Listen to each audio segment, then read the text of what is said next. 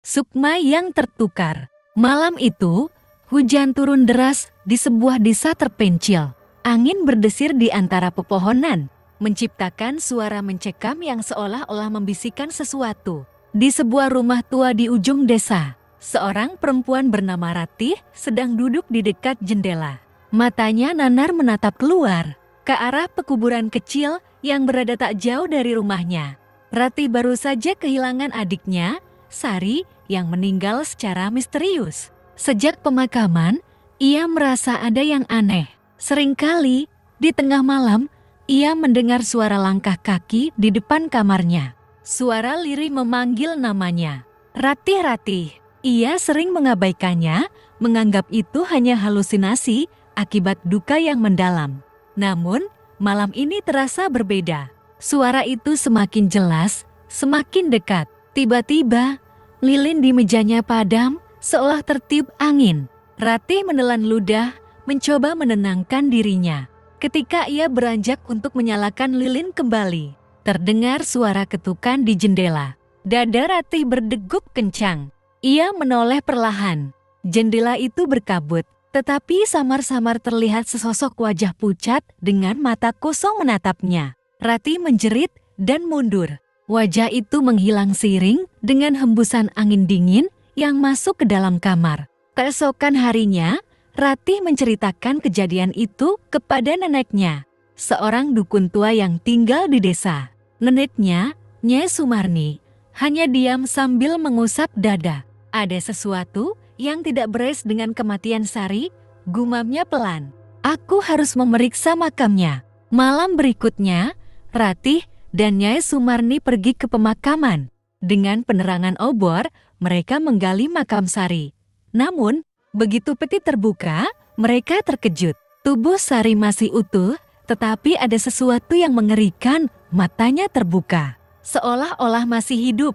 Ratih menutup mulutnya, menahan jeritan. Nyai Sumarni merapalkan doa, lalu meneliti tubuh Sari lebih dekat.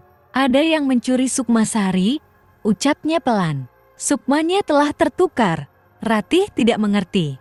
Bagaimana mungkin, Dek, seseorang menggunakan ilmu hitam untuk menukar Sukma Sari dengan Sukma makhluk lain? Jelasnya Sumarni, tubuhnya masih di sini, tapi jiwanya entah di mana. Mereka kembali ke rumah dengan hati gelisah. Malam itu, suara langkah kaki kembali terdengar. Kali ini lebih keras, seolah-olah sesuatu berjalan di dalam rumah. Ratih keluar dari kamar dengan membawa lilin. Di ruang tamu, ia melihat bayangan berdiri di sudut ruangan. Bayangan itu berbalik perlahan. Wajahnya pucat, tubuhnya kaku. Itu adalah Sari. Ratih menjerit. Sari melangkah mendekat, matanya kosong. Ratih, tolong aku. Nyai Sumarni muncul dan segera menaburkan garam serta kemenyan ke arah Sari. Sosok itu menjerit dan menghilang dalam kabut tipis. Kita harus menemukan Sukma Sari sebelum terlambat, katanya Sumarni. Jika tidak, ia akan selamanya terjebak di antara dunia manusia dan dunia gaib. Nyai Sumarni melakukan ritual untuk mencari tahu keberadaan Sukma Sari dengan mata terpejam.